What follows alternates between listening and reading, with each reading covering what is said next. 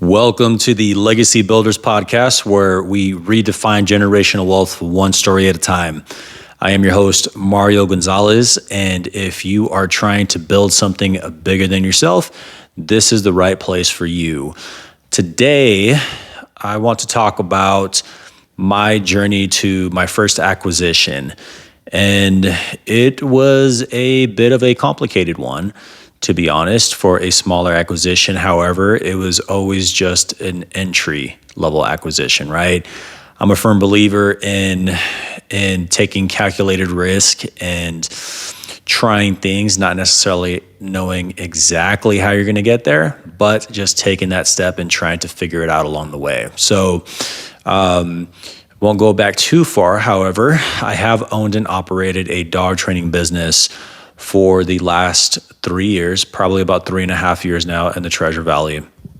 Now, the way that I got started with this particular business is I started a drop shipping store, made $350,000 in that drop shipping store, pocketed about $56,000. I was like, hey, what can I do with this money, right? I wanted to flip it into another business. And this was my transition away from the corporate world into business ownership, actual business ownership. So I ended up taking that $56,000 and putting it into the dog training franchise that I'm in, All Dogs Unleashed. Once I built up enough business equity with the banks and established myself as a leader, an operator, and an owner in the business, and somebody who can scale and have positive cash flow, then I decided that, hey, I am ready for the next step. I want to venture off and start doing different things because the dog training business at this point has already been running itself, right? So, and then on top of that, I go down the YouTube rabbit holes and I listen to podcasts, all these influencers talking about how business acquisition and stacking cash flow is the way to build actual wealth, okay? So I'm scouring the web. I'm going on buy, biz, sell. I'm starting to really try and understand how to read financials, P&Ls, balance sheets, and all those things. And I come across this business that says pet waste removal business, selling for $150,000 at the time. So I was like, okay, cool. And it was netting about $60,000. So I started doing some backwards math and, figuring I can probably make anywhere from $1,000 to $1,500 a month passively after everything checks out. I was like, cool, this is awesome. So I go to my bank, reach out to the broker, and I'm like, hey, I'm extremely interested. I own a dog training business. I'm very familiar with the client base, not really knowing what to expect. I have a meeting with the business owner, talk through the details. I love that it's a subscription-based model. Start going further down the rabbit hole, and I get to a point where I'm putting an LOI on the business, okay? LOI is a letter of intent, for those that don't know. A letter of intent basically states that you intend to buy the business, okay? It is not an official contract. It's just a way for you to take the business off of the market. The same way somebody lists a house, right? You put in earnest money, it takes the house off of the market. So that way nobody else is fishing for that deal, all right? So put in an LOI. We get down to a PSA. I start doing due diligence. I go to my bank. My bank is like, hey, the valuation came back too low, okay? We're only going to give you, I believe it was $70,000 on a $140,000 loan, because when I made my offer, the owner had dropped their price to $140,000. All right, so even then I was like, cool, I get $10,000 off. So the bank says, hey, Mario, you have to come out of pocket for the rest of the money. So I want to say it was about $50,000. For me, I was like, hey, I don't have it. I also don't want to use my own money, okay? So the broker that worked with me on this deal, she ends up referring me to a different bank. That bank started crunching numbers, and I told them like, hey, I can put 10% down, and that's about all that I'm comfortable doing, right? So we go through the valuation again. And at this point, I had already put in some money into this deal. They wanted to run another valuation, which is about $2,000. I was like, hey, I don't want to lose out on another $2,000 if you don't think this is going to value, to what I need. So I don't have to pay any money out of pocket or very little money out of pocket. So that was my concern. They run the valuation. It comes back in my favor. They valued it at the original $150,000. That said, when I went back to the broker, and this is where I learned about negotiation. When I went back to the broker, I was like, hey, the bank is asking me to put up another $50K. I can't do that. How can we get creative with this deal, right? I want to close in it. I know the owners want to sell. They had been on the market for quite a while. And she's like, well, let me go back to the owner and see what we can do. She goes back to the owner. Owner says, you know what? Talk to the owner. He says that he will let it go for $111,000. So already in my head, I'm like, whoa, I have to make this work. Originally listed for 150, it's dropped down to 111. I'm saving a ton of money, okay? We start going down the SBA rabbit hole. I start turning in all the paperwork, and it is mountains of paperwork. I'm having to go back and refresh bank statements, refresh personal finance because this is a separate bank. So it's like I felt like I had to do the entire process 3 or 4 times before the loan actually closed, right?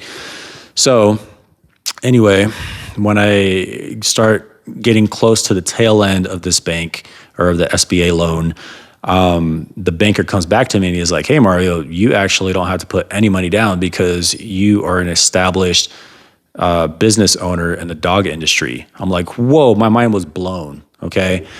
So that in itself was pretty awesome. So with this business, I acquired, and it's a pet waste removal business, a poop scooping business, right? I acquired about 300 residential accounts, about 7 commercial accounts. It was cash flowing about $250,000 a year. Revenue was about $250K a year. Cash flowing about $60,000 to $70,000. So I was able to get all of that, the business, for $111,000. I had to purchase a car outside of that was already branded for $13K, which is a whole other nightmare. I was trying to build connections. I ended up building connection with a bank, and the bank was like, yeah, we'll finance your auto loan. And so I get to them, and I still had to put something like 35%, 40% down before they even gave me the loan. And I only got like $8,000 deposited into my checking account, not the full funds that I needed, right? So you'll start learning as you start leveraging debt that it's very powerful to leverage other people's money. You hear other people's money all the time. And so that's kind of a new skill set that I've been learning as I go into my new ventures.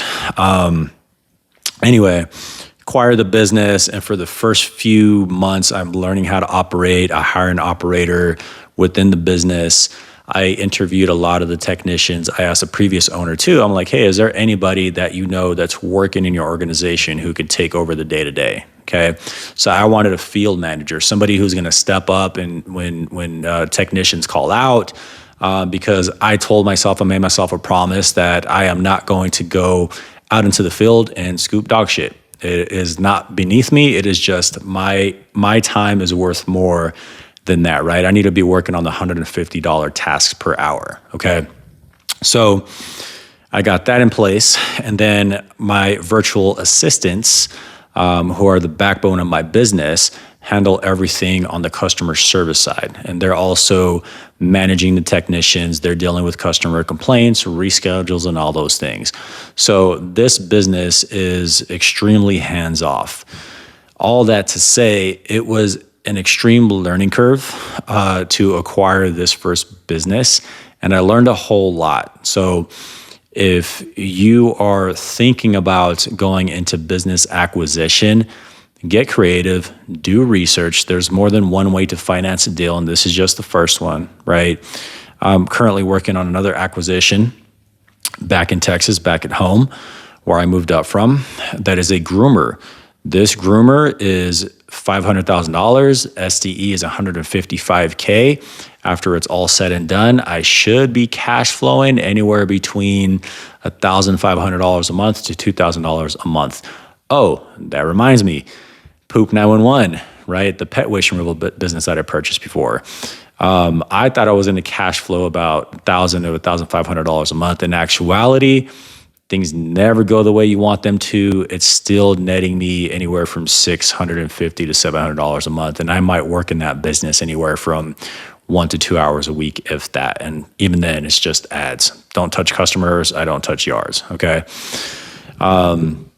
So going back to the groomer in Texas, this particular deal took a while to get because there's a rule with the SBA law that said that if you are going to purchase a business, an expansion within the same industry, then you have to buy it in your territory, right? So meaning I live here in Boise, Idaho. So I would have to find another boarding facility or a groomer or a dog training business here in Boise, Idaho. I could not go nationwide with it. So that held me back for a long time. The day that I found this groomer, my banker calls me or texts me and says, "Hey, Mario, you can actually now buy another business across state lines. The SBA rule just changed." I was like, perfect. I was like, this one just came up. It is in my old hometown. What do you think? And he's like, yep, it has legs, no pun intended.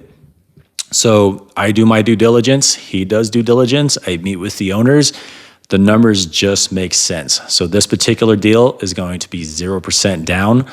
I don't have to come up with any money out of pocket. I just had to make somebody 5% owner. Since I don't have my feet on the ground over there. It is semi-absentee right now. It is a 2-location business. One location is fully functioning by itself. The other one, the owner currently works as the manager/receptionist. So I'm currently interviewing to hire the operator for the second location. That said, once it is up and running, it is going to be easy. And the thing that I love too about acquisitions, and if you're in business or an entrepreneur, you probably love to solve puzzles, right?